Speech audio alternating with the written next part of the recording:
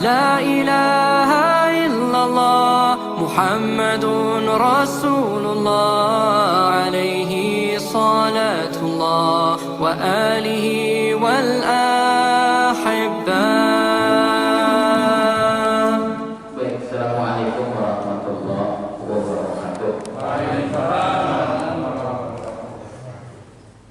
Alhamdulillahirabbil alamin.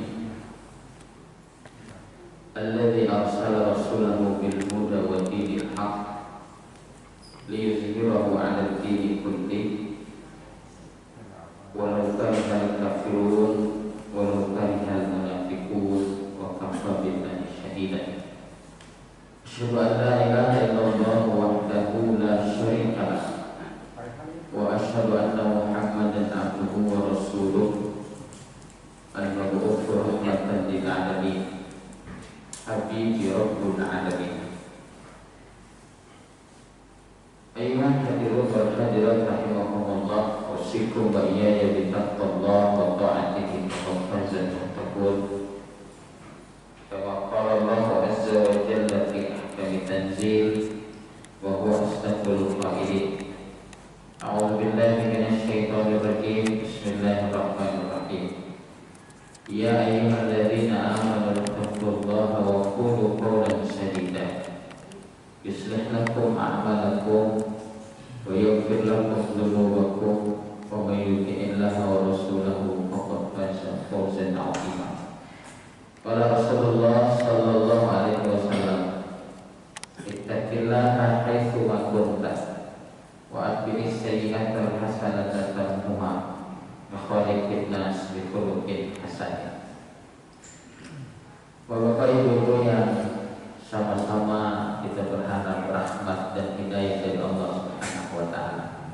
Mudah-mudahan kita semua dalam keadaan sehat walafiat, dalam keadaan dilindungi oleh Allah Subhanahu wa taala, wabil khusus dalam keadaan dibimbing oleh Allah agar istiqomah menghidupkan sunnah-sunnah Nabi besar kita Nabi Muhammad sallallahu alaihi wasallam. Yang saya hormati dan muliakan segenap pengurus PKM Al-Jihad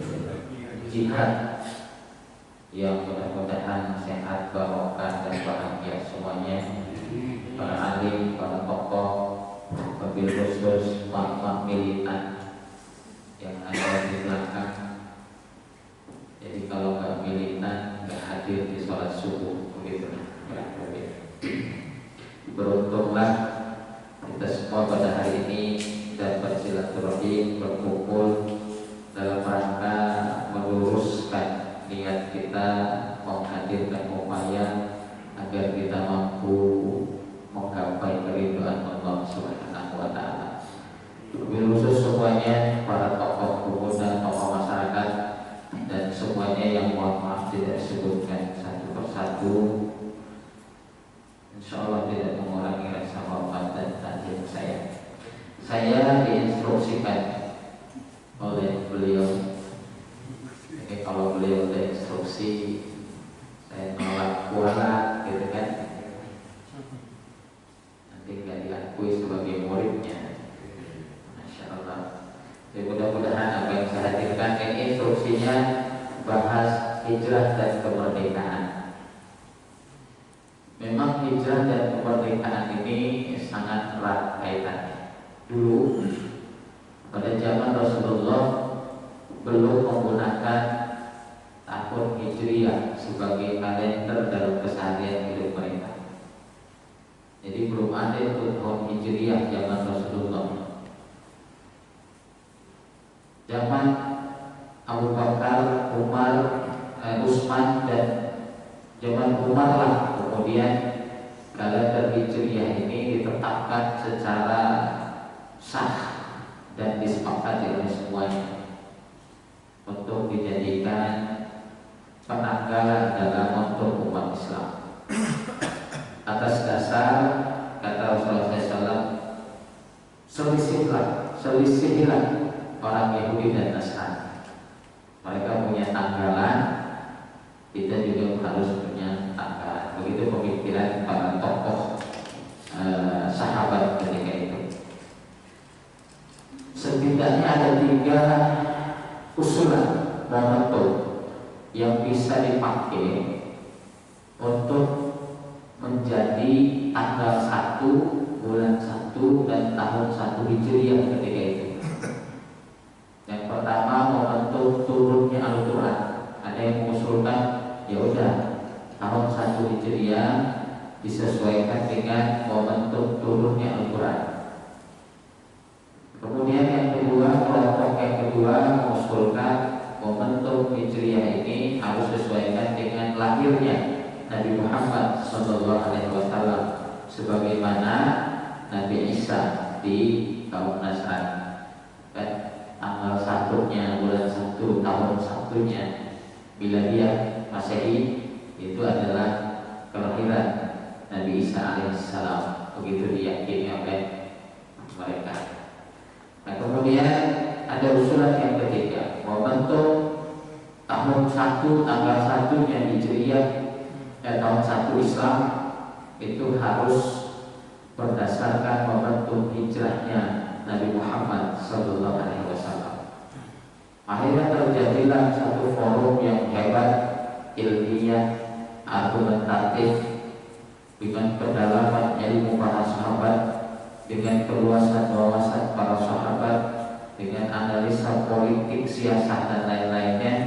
Akhirnya kemudian diskusi panjang dan diputuskan momentum yang dipakai untuk tahun 1 bulan 1 dan tanggal 1 umat Islam adalah hijrahnya Nabi Muhammad Sallallahu Alaihi Wasallam. Masya Allah. Akhirnya kemudian para ulama dan mungkin juga kita semua penasaran, kenapa Al-Quran, turunnya Al-Quran terkesan diabaikan untuk dijadikan momentum ini, dan akhirnya Nabi Muhammad dikesampingkan. Justru yang dipakai adalah momentum hijrahnya Nabi Muhammad Sallallahu Alaihi Wasallam. Akhirnya banyak kajian, di banyak penelitian memberikan argumentasi yang luar biasa. Ternyata hijrah ini adalah satu momentum yang sangat kuat bobotnya untuk diingat dan ditelaah oleh umat Islam hingga akhir zaman nanti, wabil khusus kita pada hari ini.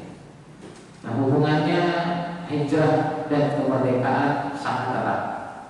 Kemerdekaan secara pribadi, kemerdekaan secara keluarga, kemerdekaan secara sosial kemasyarakatan, dan juga kemerdekaan secara berbangsa dan bernegara. Nanti kita sedikit masuk ke sana. Saudara-saudaraku yang dirahmati oleh Allah Subhanahu wa taala, dalam Al-Qur'an surah Al-Baqarah ayat 218 itu Allah memberikan kunci. Jika umat Islam ingin mempercepat perkembangan peradaban Islamnya, jika umat Islam pengen mempercepat kemenangannya, jika umat Islam ingin mempercepat kejayaannya, maka setidaknya harus menggunakan 3 hal. Ini juga yang akan menjadi ini kita kajian kita pada hari ini. Karena perintah Allah setidaknya ada 4 dalam Quran. At-Taubah ada, As-Saff ada, Al-Fat ada. Itu disampaikan bahwa ayatnya begini, huwallazi arsala rasulahu bil huda wa dinil haq liyuzhirahu 'ala dini kulli. Ujungnya saja berbeda-beda. Walau karihal musyrikun, ada yang ujungnya wa kafa billahi syahida dan seterusnya. Dialah Allah yang mengutus nabinya Muhammad yang dibarengi dengan petunjuk yang benar.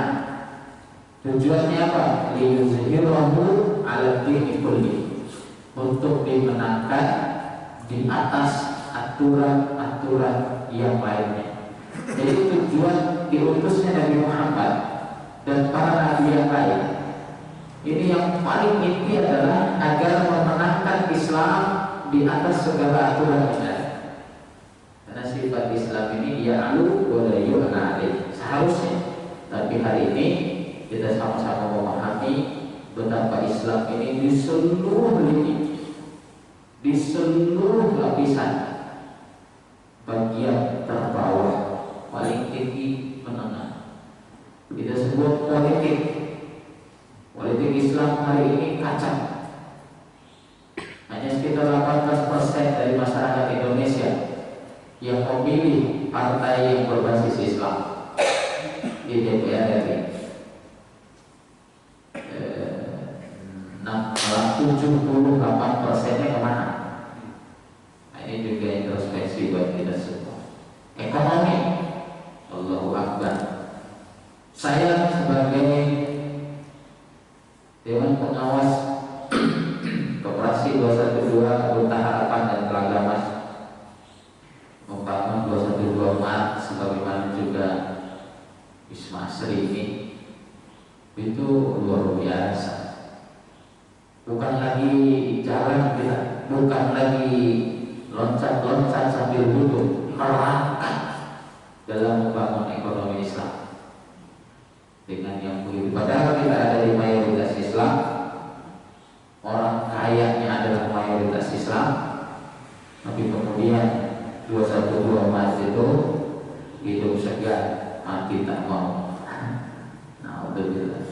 Tapi insyaallah ke depan lebih baik. Nah, urusan apalagi itu sosial kemasyarakatan, urusan bejatnya akhlak, umat Islam itu luar biasa, berada di barisan yang lapisan berdampak. Makanya Syekh Rashid Ridho layak menyampaikan ketika ditanya, Syekh, kenapa limada ta'akhkharul muslimin atau qaddamal kafirin? Kenapa hari ini umat Islam mundur dan orang kafir yang maju?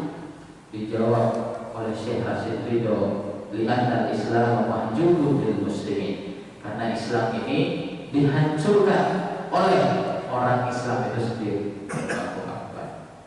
Nah, inilah luar biasanya pentingnya hijrah. Padahal Rasulullah SAW diperintahkan, kita semua diperintahkan untuk meninggikan Islam di atas segala aturan yang lain. Nah, ini menjadi bahan renungan kita. Allah Subhanahu wa taala berfirman, "Wa may yuhajir fi sabilillah yajid fil ardi maraghatan katsiran wa sa'ah." Ini adalah janji Allah. Barang siapa yang berhijrah di jalan Allah, niscaya mereka mendapati di muka bumi ini tempat hijrah yang luas dan rezeki yang banyak. Hari ini banyak orang yang tidak mau berhenti dari mencari makanan atau penghasilan yang haram karena takut tidak mendapatkan yang halal. Hari ini banyak orang yang tidak mau berhijrah secara ekonomi karena takut dengan was-was dalam dirinya, tapi kan. Hari ini banyak yang tidak mau totalitas dalam hijrah berpolitika ke politik yang diwarnai oleh Islam, tapi kemudian dengan berbagai alasan banyak sekali yang tidak jadi hijrah. Politik Islam nggak laku gitu. Benar, kalau politik konvensional aja tapi hatinya Islam gitu. Alasannya banyak banget. Tapi kemudian bagaimana minyak onta tapi isi minyak onta tapi isinya babi, minyak babi, atau minyak babi isinya minyak onta? Mungkin slogan-slogan hari ini. Sadar atau tidak, itu adalah slogan yang sengaja dibuat oleh kaum zindik, orientalis, orang-orang yang memusuhi Islam agar umat Islam makin jauh dari yang seharusnya. Macam-macam. apa slogan-slogan itu, maka perlu kita hijrah. Siapa yang mau hijrah, kata Allah, aku sediakan bumiku yang luas dan rezeki yang banyak. Ini udah janji Allah. Hijrah saja, cuma dengan berbagai cara yang memang logis dan lain sebagainya. Ini juga janji Allah. Alladzina amanu wa hajaru wa jahadu fi sabilillahi bi amwalihim wa anfusihim a'dhamu darajatan 'inda Allah wa ulaika humul faizun. Masya Allah, ini janji yang luar biasa. Orang-orang yang beriman dan berhijrah serta berjihad di jalan Allah dengan harta, benda, dan diri mereka adalah lebih tinggi derajatnya di sisi Allah, dan itulah orang-orang yang akan mendapatkan kemenangan. Masya Allah, Jenderal Sudirman dulu udah ngaji ginian, makanya gak ada takut. Jenderal Sudirman itu kan guru madrasah di Muhammadiyah, udah ngaji tentang hijrah, udah ngaji tentang jihad, udah ngaji tentang iman. Baru kemudian kata gurunya, kamu yang mimpin pasukan gerilya dengan keterbatasan fisik karena penyakit paru-parunya. Jenderal Sudirman maju tanpa takut untuk memerangi para penjajah ketika itu. Sampai pada saatnya beliau mengatakan, wahai tentara nasional Indonesia, wahai pasukan yang akan merebut kemerdekaan, jangan pernah takut kepada siapapun, karena takut kita sudah dihabiskan untuk takut kepada Allah Subhanahu wa Ta'ala. Masya Allah. Kalau orang memahami hijrah dengan sesungguhnya, maka tidak akan pernah takut, karena Allah berjanji Allah akan tinggikan derajat mereka. Janji Allah ini bos, bukan janji wali kota. Janji wali kota datangin masjid. Ini mau wali kota mana gitu, bukan wali kota sini aja. Datangin masjid, saya akan sumbang 100 juta.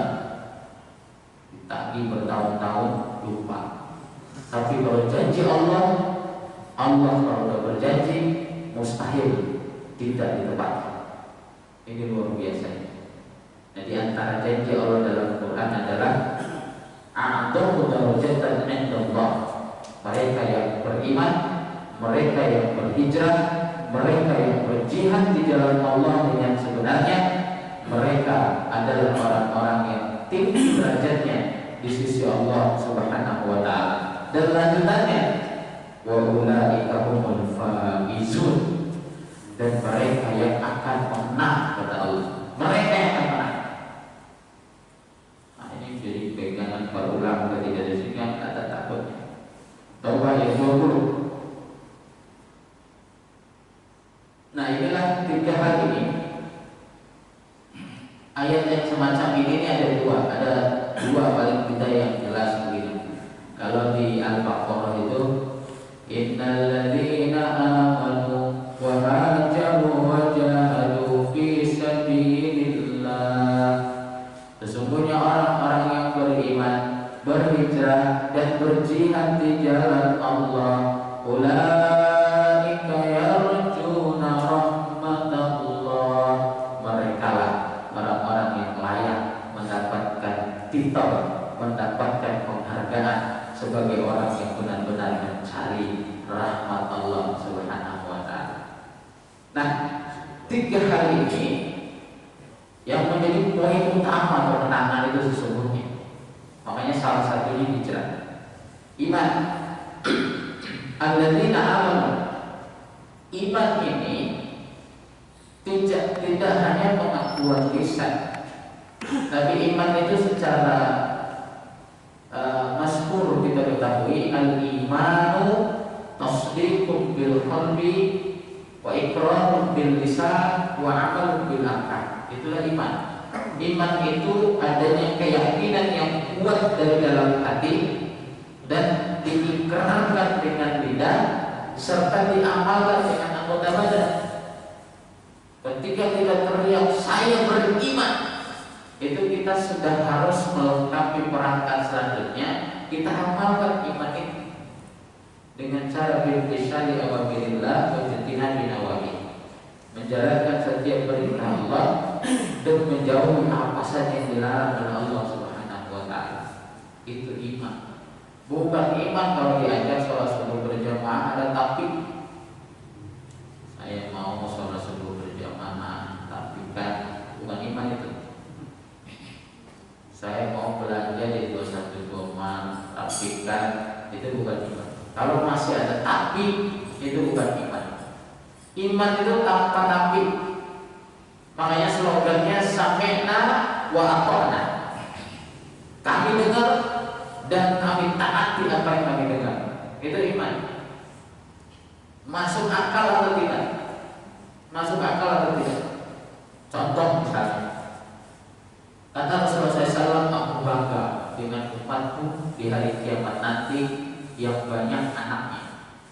Loh, itu hadisnya sahih. Aku bangga dengan umatku di hari kiamat nanti yang banyak anaknya. Berapa banyak dari kita yang takut melahirkan anak? Padahal Rasul jelas-jelas mengatakan saya akan bangga dengan siapa saja dari umatku yang banyak anaknya di hari kiamat nanti. Iman tanpa tapi itu begitu. Betapa luar biasanya apa penghargaan ini bagi orang yang beriman. Nggak mikir kalau istrinya bisa lahir sekali 2 tahun, 2 tahun sekali dihajar juga karena pengen dibanggai oleh Rasulullah di hari kiamat nanti. Tapi karena ada tapinya banyak kita. Saya pengen punya anak banyak, tapi kan istri cuma 1. Itu.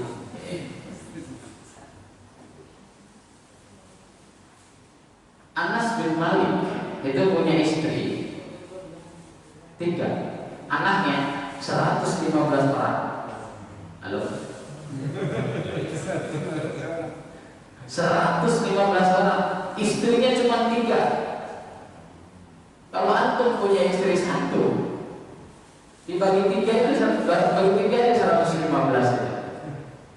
Saya punya target anak minimal 12 orang per istri. Alhamdulillah hari ini sudah sedang menunggu anaknya ke-6. Karena saya ingin dibanggakan oleh Rasulullah di hari kiamat nanti. Katakanlah sholat saya nggak jelas, puasa saya nggak jelas, berjuang saya nggak jelas, usul kata saya nggak jelas, tapi saya banyak anaknya. Saya berhadapan dengan Rasulullah. Rasul saya mengatakan, ya Rasul, saya banyak anaknya. Iya juga ya. Tapi kan sholatmu nggak benar. Alangkah cakapnya kalau anaknya banyak, sholatnya benar. Allah, berjuang. Itu untuk apa sih? Apalagi dalam COVID begini, sama mati itu kita secekal. Tetap mati kan kuliah minimal niat. Nah kita lanjutkan dari bersama-sama.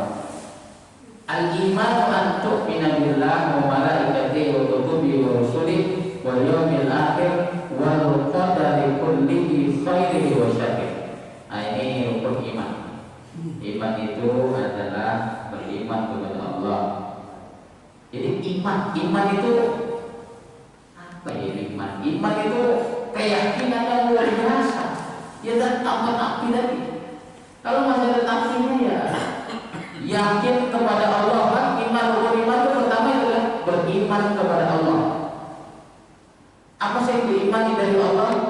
Mengimani bahwa Allah akan mendukung kita ketika kita berjuang dalam rangka iman.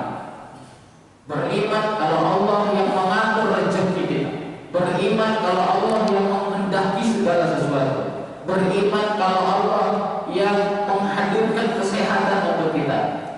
cuma begitu, bergantung hanya kepada Allah.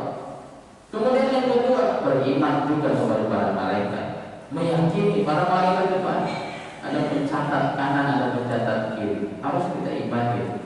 Walaupun nggak pernah kita lihat, bagi mati atau siram ini kita ngomong nggak ada kanan kiri, tapi harus kita imani. Itulah iman.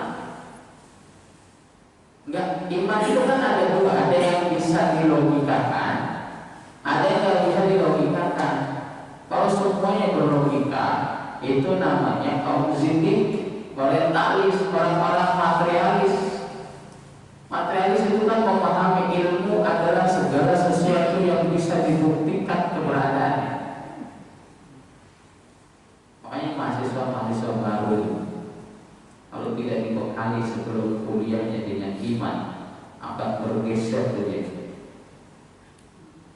Karena yang diyakini sebagai teori yang diakui atau ilmu yang diakui sekarang di kampus-kampus itu adalah segala sesuatu yang bisa dibuktikan secara ilmiah. Malaikat bisa nggak dibuktikan secara ilmiah? Adanya hari kiamat nggak bisa dibuktikan dengan ilmiah, sehingga mahasiswa yang tak punya bekal bingung, iya juga ya, makanya jadilah dia liberal dan lain sebagainya. Kita beriman juga kita harus mengimani kitab-kitab yang paling tidak empat itu, Taurat, Zabur, Injil dan Al-Quran. Harus kita imani, ada, pernah hadir. Bahkan kitab-kitab yang lain, Suhuf Ibrahim dan lain sebagainya. Tapi kita oleh Rasulullah, oleh Allah disampaikan Al-Quran ini adalah mencakup keseluruhan dari kitab-kitab itu. Jadi penyempurna kesimpulan dari kitab-kitab yang ada ini. Wa rusulihi, kemudian para rasulnya, wal yaumil akhir. Ini iman itu kan yaumil akhir. Siapa yang pernah ke hari akhirat? Tapi harus iman kita. Ada hari akhirat itu. Ini mantap hijrah. Wal qadri kullihi khairihi wa syarrihi, dan juga terkait takdir Allah, baik yang baik ataupun yang tidak baik. Kita berdebat pengertian hijrah. Hijrah menurut bahasa berarti pindah dari satu tempat ke tempat yang lainnya, sebagaimana Nabi SAW dan para sahabat dari Mekah ke Yasrib atau Madinah demi keselamatan diri, keluarga dan agama. Namun setelah Mekah ditaklukkan, tidak ada lagi hijrah tempat. Jadi setelah Mekah ditaklukkan tahun 910 Hijriah itu, nggak ada lagi hijrah tempat. Makanya sabda Rasulnya begini, la hijrata ba'da fathi Mekah. Jadi tidak ada lagi hijrah Mekah, hijrah tempat setelah Futuh Mekah. Lantas hijrah apa yang ada? Hijrah yang ada adalah hijrah kondisi, situasi dan keadaan. Ada tak pada hijrah? Yang terpenting adalah hijrah karena Allah, bukan karena yang lain. Dari kampung, dari Bima saya jauh-jauh ke Bekasi, tujuannya untuk apa? Yang harus clear. Kita mau kemana, tujuannya untuk apa? Hijrah harus karena Allah. Begitu juga dengan merubah keadaan tadi, harus karena Allah. Saya berhenti dari kerja di bank bukan karena gajinya sedikit, bukan karena ada gaji yang lebih besar di luar, bukan karena pengen dianggap sebagai orang yang ahli riba, bukan karena A, B, C, D dan seterusnya, tapi harus semata-mata karena Allah. Begitu. Hijrah itu totalitas. Hijrah dengan meninggalkan apa yang dibenci oleh Allah menuju yang dicintai oleh Allah. Nah, ini singkatnya begitu. Jadi apa yang dibenci oleh Allah tinggalkan, apa yang dicintai oleh Allah datangi. Itu yang namanya hijrah. Rasulullah SAW bersabda, seorang muslim ialah orang yang kaum muslimin lainnya selamat dari gangguan lisan dan tangannya, dan seorang muhajir, orang-orang yang berhijrah adalah orang yang meninggalkan apa yang dilarang oleh Allah Subhanahu wa taala. Konklusinya di sini. Hijrah adalah meninggalkan apa yang dilarang oleh Allah menuju apa yang dicintai oleh Allah Subhanahu wa taala. Keadaan hijrahnya hadis Bukhari Muslim. Al-muhajir man hajara mana Allah an. Orang-orang yang disebut orang-orang hijrah itu adalah mereka yang hijrah dari apa yang dilarang oleh Allah Subhanahu wa taala. Ketika dia tahu ini dilarang, dia hijrah.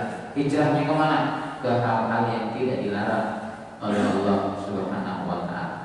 Jenisnya seperti apa nanti disesuaikan dengan keadaan kita. Ibnu Qayyim rahimahullah pernah mengatakan hijrah yang hukumnya fardu ain adalah menuju Allah dan Rasul, tidak hanya berupa jasad namun juga diikuti oleh hati. Nah, ini hijrah. Kenapa sih hati harus ikut? Pertanyaan besarnya, jawabannya kekuatan umat Islam itu, kekuatan manusia itu, kekuatan siapapun ada dari hati. Takut kan dari hati. Mau demo takut. Jadi hatinya belum bulat kan. Oh, nanti ketembak, nanti ditangkap, ya kan? Anak istri, siapa yang ngurus? Itu kayak Tuhannya. Nah itu hatinya belum bulat. Tapi kalau hatinya belum bulat, bayangkan pasukan perang Badar hanya dengan 313 orang melawan pasukan Quraisy dan sekutunya lebih dari 1000 orang. Kalau hatinya kurang bulat, tekadnya kurang kuat, maka udah lari duluan. Anda bayangkan pasukan Quraisy itu dengan persenjataan tercanggih ketika itu, pasukan terlatih dengan luar biasa ketika itu, pengalaman perangnya luar biasa, lebih banyak dari kaum muslimin. Tapi karena kaum muslimin hatinya kokoh, membela Allah, membesarkan agama Allah, nggak ada takutnya. Nah disitulah Allah akan hadirkan pertolongan. Karena kata Allah, anak yang berzoni abdi, aku ini tergantung merasakan hamba. Kalau kita mikir takut, setan masuk. Iya, tuh mikir anak kamu masih kecil, tuh istri masih muda, gitu kan? Nah ini nggak jadi keluar rumah karena takut. Mau hijrah dari yang haram ke yang halal juga mikir, aduh ini kan sudah nyaman, ini kan sudah ini, itu belum tentu. Padahal tadi Allah sudah janji, siapa yang mau hijrah, Allah akan kasih hamparan bumi yang luas dan Allah akan kasih rezeki yang banyak. Itu janji Allah. Hijrah itu begini, dari perbuatan syirik menuju tauhid. Jadi masih percaya sama para tidak normal itu. Tahu para tidak normal? Coba lihat, Indonesia kan begitu. Para tidak normal dikasih nama paranormal. Oh itu orang pada takut. Berarti kan yang normal dia, kita kaget. Astagfirullah. Orang laku gitu. Dukun dikasih julukan paranormal. Yang normal apanya? Sisiran aja enggak itu. Tampilannya serem. Enggak normal. Harusnya para tidak normal. Masih percaya sama jimat, masih percaya sama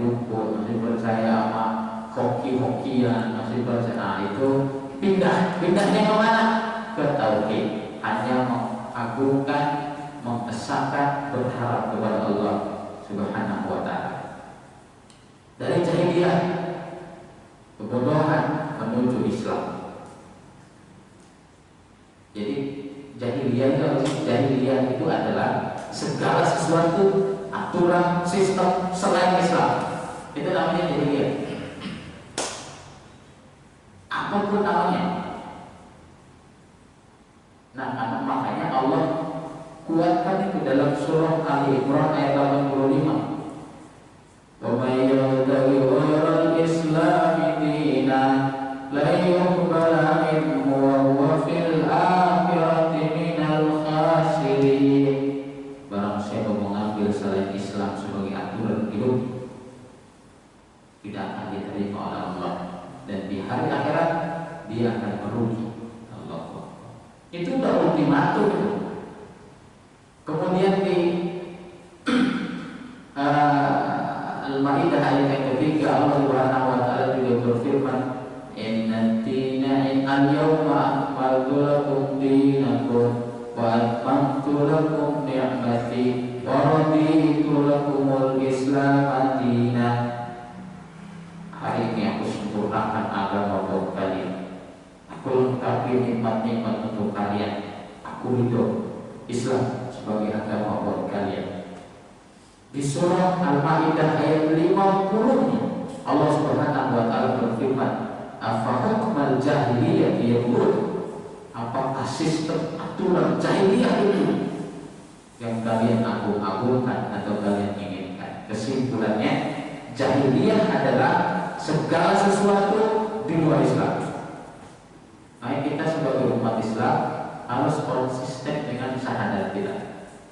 Syahadatnya jelas, asyhadu an la ilaha illallah wa asyhadu anna Muhammadar Rasulullah. Aku bersaksi tidak ada Tuhan selain Allah yang berhak disembah, dan aku bersaksi bahwa Muhammad adalah utusan Allah. Ini sumpah. Harusnya kita nggak keluar dari sini, nggak keluar dari aturan ini, nggak keluar dari sistem ini, karena kita bersumpah. Makanya Abu Jahal gak mau syahadat, karena konsekuensinya, karena akibat yang diembannya berat. Ketika Abu Jahal syahadat, maka patung-patung yang digagangnya akan dihancurkan, kan begitu. Ketika Abu Jahal syahadat, maka relasi bisnis berhalanya akan musnah. Ketika Abu Jahal syahadat, maka kekayaan yang haram ini harus itu. Makanya Abu Jahal, Abu Lahab, dan Abu yang lain itu nggak mau syahadat. Kita kalau yang sudah syahadat ini harus hijrah dari jahiliyah menuju Islam, dari mungkar menuju ma'ruf, dari maksiat menuju taat, dari kecintaan kepada selain Allah menuju kecintaan kepada Allah, dari takut kepada selain Allah menuju takutnya hanya kepada Allah, dari berharap kepada Allah selain Allah menuju berharap kepada Allah. Apalagi ayat yang populer yang sering dipakai dalam sholat kan, Al-Ikhlas. Allah sholat, Allah lah tempat bergantung segala sesuatu. Tidak ada tempat selain Allah Subhanahu wa Ta'ala. Makanya disunnahkan. Rasul itu paling favorit ketika sholat sunnah apapun yang dibaca itu qul a'udzu birabbil ya ayyuhal kafirun dan qul huwallah. Ayat pertamanya qul ya ayyuhal kafirun, ayat keduanya qul huwallah. Dikaji, ternyata masya Allah kita seharusnya mengamalkan dua surah yang luar biasa ini. Kemudian tawakal kepada selain Allah menuju tawakal kepada Allah, berdoa kepada selain Allah menuju berdoa kepada Allah, tunduk kepada selain Allah menuju tunduk kepada Allah Subhanahu wa Ta'ala, dan lain-lain. Ekonomi menuju ekonomi yang diatur oleh Allah, politik menuju politik diatur oleh Allah, dan lain sebagainya. Itulah hijrah. Jadi tidak hanya slogan. Merayakan tahun baru Hijriah itu kan gak ada sunnah, nggak ada sunnah. Tapi kok ada? Ini ijtihad para ulama. Tujuannya apa? Agar kita terus ingat kalau hijrah itu adalah ini, begitu. Bayangkan kalau tidak diingatkan dengan momentum peringatan tiap tahun. Begitu juga dengan hal-hal yang Allah, misalnya Maulid Nabi, itu bukan perayaannya yang menjadi, memang ada pergeseran. Pada zaman ulama yang berijtihad itu, Maulid Nabi itu bukan perayaan sholawat-sholawatannya itu yang dianjurkan sesungguhnya, tapi bagaimana dalam momentum itu mengingat kembali jejak perjuangan Nabi Muhammad Sallallahu Alaihi Wasallam. Ada Maulid aja nggak pada hafal sejarah Nabi Muhammad, apalagi nggak ada. Akan tetapi memang digeser jauh. Artinya harusnya kan menjadi bagaimana Rasul itu diceritakan perjuangannya, akhlaknya dan lain sebagainya. Itu kalau kita memahami terjemahan dari Al-Barjanji itu. Al-Barjanji itu kan isinya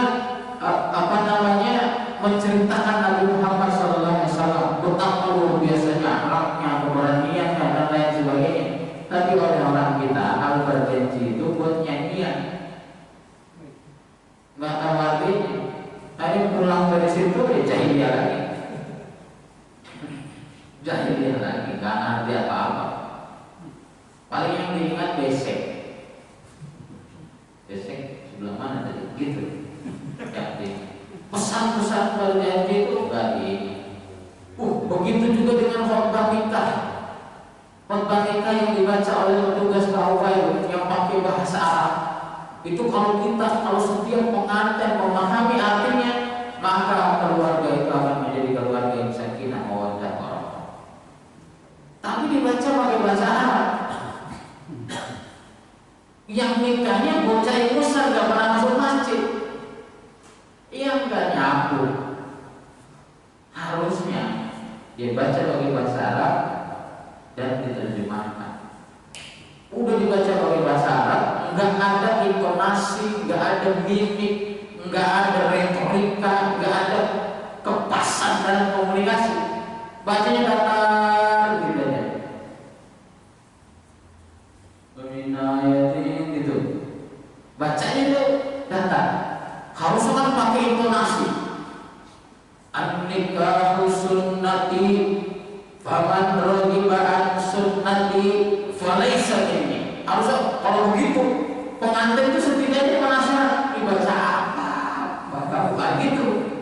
Tapi kalau an-nikahu sunnati faman raghiba an sunnati falaysa minni, ada pengantin lama amat sih enggak gitu.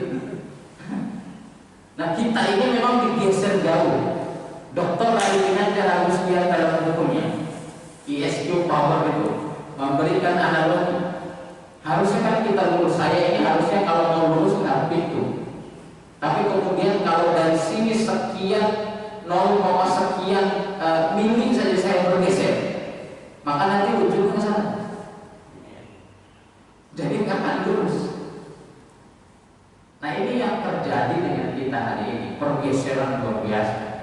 Sampai ada dalam politik, nggak usah berpolitik, politik itu kotor, nggak cocok dengan tokoh-tokoh Islam. Kalau nggak bisa bohong, jangan berpolitik. Ini slogan-slogan kaum yang memang pengen mengkerdilkan Islam. Kami memang pengen mengkerdilkan Islam. Makanya insya Allah dalam waktu dekat saya akan menerbitkan satu buku, judulnya Kitab Abu-Abu. Jadi Kitab Abu-Abu ini mau memberikan yang tidak diberikan oleh selama ini. Di antaranya ada 10 strategi politik dan intelijen yang dipakai oleh dunia sampai intelijen kita dan perpolitikan kita nggak ada di buku. Saya dapatnya dari Jenderal Joko Santoso dan Salman Hamid. Nggak ada di buku itu, kita cari di buku manapun nggak ada. Insya Allah nanti akan ada di kitab Abu. Bagaimana kemudian ukhuwah itu kayak apa, ini kayak apa dan lain sebagainya. Gitu ya. Nah, dia rela meninggalkan kebanyakan manusia yang menyelisihi ketetapan Allah dan Rasulnya, walau harus dikucilkan manusia. Ada hadis dari Rasulullah SAW, saya di al-nasi zaman akan datang suatu masa pada kehidupan, pada tahapan kehidupan manusia itu, di mana mereka itu menjadi al-ghuraba, orang-orang terasing. Fatuba lil ghuraba, maka beruntunglah orang-orang yang terasing. Nanti akan ada masa yang sholat itu terasing, yang taat itu terasing, yang sholat itu terasing. Hari ini sudah mulai terasa. Orang-orang yang sholat jadi anggap keterbelakangan, nggak ada kerjaan lain dan lain sebagainya. Seorang ulama salah berkata, ikutilah jalan-jalan petunjuk. Janganlah sedih karena sedikit yang mengikut. Jadi istiqomah, istiqomah dengan kebenaran. La tazalu bin ummati, tidak akan habis dari umat sekelompok orang-orang yang benar-benar dalam ketaatan hingga akhir zaman. Pengertian jihad yang terakhir, jihad itu secara bahasa artinya sungguh-sungguh mengarahkan segala kemampuan untuk meraih sesuatu. Jadi jihad yang kemudian dikonotasikan atau digambarkan dengan pedang, dengan senjata, dengan bom, ini kelakuannya musuh Islam. Kelakuannya musuh Islam. Jihad itu luas. Jihad itu mengerahkan seluruh daya dan kemampuan kita untuk meninggikan kalimat Allah. Bukan hanya perang, bukan hanya kemudian di medan tempur. Ketika ngomong jihad yang kebayang AK-47, ketika ngomong jihad yang kebayang pedang, ketika ngomong jihad yang kebayang F-16, ketika ngomong jihad yang kebayang bom. Enggak. Itu skenario terakhir yang harus kita tempuh. Manakala skenario pertama dan seterusnya tidak tembus dengannya. Rasul itu ketika mau memerangi satu kaum disuratin, beriman, berislamlah, niscaya kalian akan selamat. Kalau dia lawan, baru diperangi. Tapi kalau enggak, udah cukup, gitu. Nah, maka menggambarkan jihad sebagai kesadisan ini adalah kelakuan orang-orang yang memusuhi Islam. Jihad, padahal jihad itu luar biasa. Saya berjihad, manakala saya kemudian di kampus memberikan pengajaran yang hebat, pengajaran yang gampang dicerna oleh mahasiswa, pengajaran yang menghadirkan mahasiswa yang lebih baik daripada sebelumnya. Itu jihad dalam ilmu pengetahuan. Ahli ekonomi berjihad, bagaimana membuat siasat, membuat strategi, membuat plan A sampai sekiannya untuk mensukseskan ekonomi itu. Orang-orang yang hanya bisa main HP, berjihad dengan HP, menghandle, melawan forum dan lain sebagainya, itu juga berjihad. Pemikiran, menulis buku-buku yang mencerahkan, menghadirkan meme yang ditempel di masjid yang gampang dicerna, mengiklankan masjid sedemikian rupa, itu juga berjihad. Tapi memang jihad itu ada tiga. Ada jihad yang paling lurus. Jihad yang paling lurus ini jihad yang benar-benar karena Allah. Ini jihad paling lurus, bukan karena yang lain. Kemudian ada jihad yang paling berat, yaitu jihad melawan hawa nafsu. Rojak minal jihadil asghar ila jihadil akbar. Pulang dari perang Badar, Rasul mengatakan kita baru pulang dari jihad kecil menuju jihad yang lebih besar. Mal jihadul akbar ya Rasul. Terus apa jihad yang besar itu? Kurang apa besarnya perang Badar? Dijawab oleh Rasulullah SAW, al jihad bin nafs, jihad melawan hawa nafsu. Walaupun hadis ini ada yang menghasankan, hadis ini tidak statusnya sahih, maka hadis ini juga bisa menjadi pegangan. Jihad yang paling berat adalah jihad melawan hawa nafsu. Ada jihad yang paling tinggi, apa? Berperang di jalan Allah, head to head dengan musuh, berhadapan langsung dengan musuh, baik itu dengan senjata maupun baik itu dengan senjata tajam atau senjata api maupun dengan berbagai strategi. Termasuk jihad itu bisa mendebat orang kafir, itu jihad. Kan gak mudah. Debatnya mudah. Setelah itu diincar, ditandai plat nomornya, ya kan? Itu juga jihad. Maka tidak membatasi jihad dengan hanya berperang. Secara istilah, jihad berarti mengerahkan segala kemampuan dan kekuatan untuk membela agama Allah dari serangan kaum musyrikin yang anti-Islam. Kita hanya bisa memakmurkan masjid, makmurkan masjid. Demi Allah, kalau masjid di suatu lingkungan makmur, maka orang-orang yang pengen merusak Islam di situ akan pikir 1000 kali. Kalau masjidnya sudah terlihat lesu, loyo, kumuh, bau, taman yang nggak terawat, dia akan beranggung. Ini adalah lahan yang subur buat saya. Begitu. Karena mereka sudah nggak ke masjid. Begitu juga dengan kita. Kalau ada misalnya rumah ibadah orang lain sudah nggak diminati oleh pengikutnya, kita akan anggap itu lahan yang subur buat kita. Hanya kita upayakan di situ ada masjid, di situ, gitu kan? Mereka juga begitu. Makanya dengan memakmurkan masjid itu bagian dari upaya membesarkan agama Allah Subhanahu wa Ta'ala. Kita percepat. Jahidul musyrikin bi amwalikum wa aydikum wa alsinatikum. Nih, jihad itu nggak sebatas perang. Jihad bersungguh-sungguhlah untuk memenangkan Islam, untuk mengalahkan kaum musyrikin dengan harta, dengan tangan, dan dengan lisan. Makanya deklarasi jihad adalah perang itu juga bagian daripada skenario asing. Skenario orang-orang tidak menyukai Islam. Dan Indonesia ini kan dipaksakan menjadi negara teroris, ya kan? Ini masya Allah bukan main. Dan teroris Indonesia ini ada musimnya. Nanti bulan 11, 10, 11 itu keluar tuh teroris. Masa bom paku dia yang mati, tahu-tahu ada yang keluarin pistol, tantang petenteng di Sarinah, ditembak dia juga yang mati. Tahu-tahu ada yang bom gereja kecil. Apa tujuannya?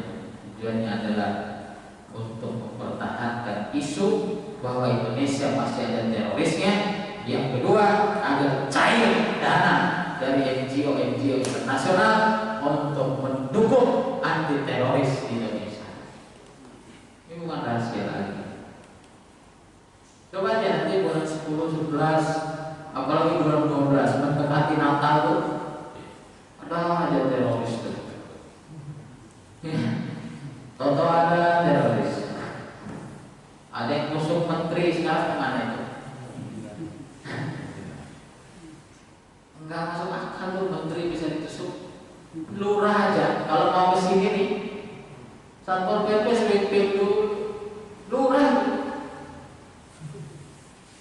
mana bisa orang-orang aneh masuk yang nggak jelas identitasnya. Saya dengan Rektor Unisma pernah mengundang Pangdam Jaya ke Unisma.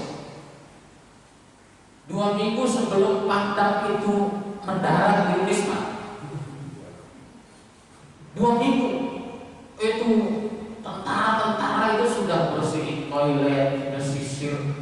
ring 1, ring 2, ring 3. Pandangan segitu ketatnya. Tapi ada seorang menteri yang luar biasa, popularitasnya luar biasa, dan mantan TNI, ya kan? Tapi bisa ditusuk sama celana cingkrang. Ada yang nanya ke saya waktu itu bener itu? Itu sinetron. Saya gitu nanya. Apalagi yang ngabalin tuh ngomong darah berapa liter kan? Orang sekian liter, kambing yang banyak itu darah. Sapi yang banyak itu, manusia darahnya segitu. Maka saudara-saudara yang dirahmati oleh Allah Subhanahu wa taala, dunia ini adalah perang antara ideologi. Ada ideologi yang pro kebenaran, ada ideologi yang tidak pro kebenaran. Jahidul musyrikin bi amwalikum wa anfusikum wa alsinatikum. Perangilah orang-orang. Jadi perang ini juga berjihad ini bersungguh-sungguh memaafkan, bersungguh-sungguh mengajarkan, bersungguh-sungguh melawan dengan apa? Harta, jiwa, dan lisan. Jadi lisan, berjihad dengan lisan. Sehingga Islam dimenangkan di atas segala aturan yang ada. Kesimpulannya, pertama, hijrah itu bukan sebatas slogan. Jadi hijrah harus benar-benar kita implementasikan dalam kehidupan kita, dari yang tidak baik menuju baik dan seterusnya. Kemudian umat Islam, siapapun, apalagi aktivis masjid, orang yang sudah aktif di masjid, harus menjadi agen perubahan dimanapun dia berada. Jadi jangan tolos-tolosan hidup. Orang kita kan terlalu husnuzon. Masa iya sih. Padahal ada yang pengen mencengkeram kita. Pada saatnya kita mau dibantai kapan saja nggak jadi.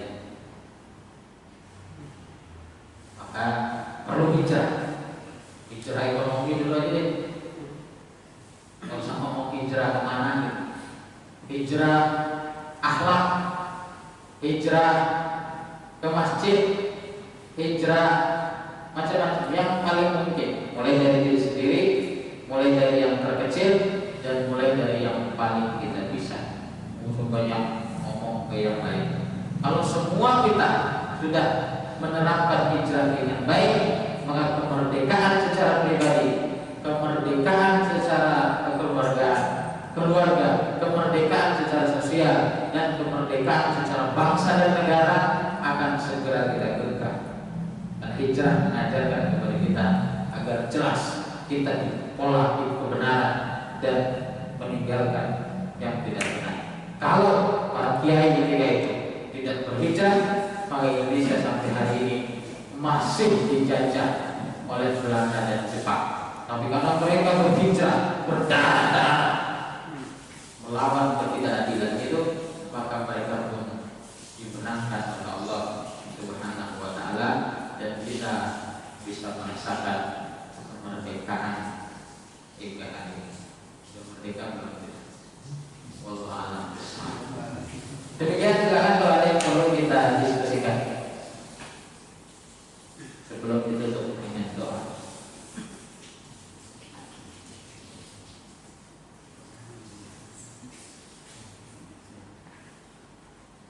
Paham ya?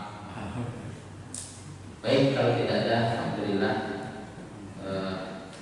pertemuan ini sudah tuntas secara presentasinya. Terima kasih atas perhatiannya.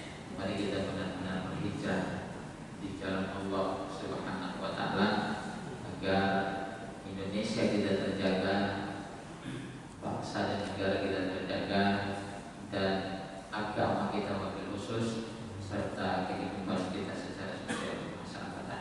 Kita bermunajat kepada Allah Subhanahu wa taala, semoga Allah senantiasa mengabulkan doa kita. A'udzubillahi minasyaitonir rajim. Bismillahirrahmanirrahim. Allahumma ighfir lil muslimina wal muslimat wal mu'minina wal mu'minat al-ahya'i minhum wal amwat innaka sami'un qaribun mujibud da'wah ya hadiyal hajat. Allahumma inna nas'aluka ilman nafi'an wa amalan mutaqabbal wa rizqan halalan tayyiban mubarakan wasi'an. Allahumma arinal haqqa haqqan warzuqna ittiba'ah wa arinal batila batilan warzuqna ijtinabah. Allahumma ansurna fa innaka khairun nasirin. Allahumma arzuqna fa innaka khairur raziqin. Allahumma aftah lana fa innaka khairul fatihin. Allahumma a'izzal islam wal muslimin. Allahumma ansur man nasara ad-din. Allahumma ansur ikhwanana al-muslimina fi biladina Indonesia khassah.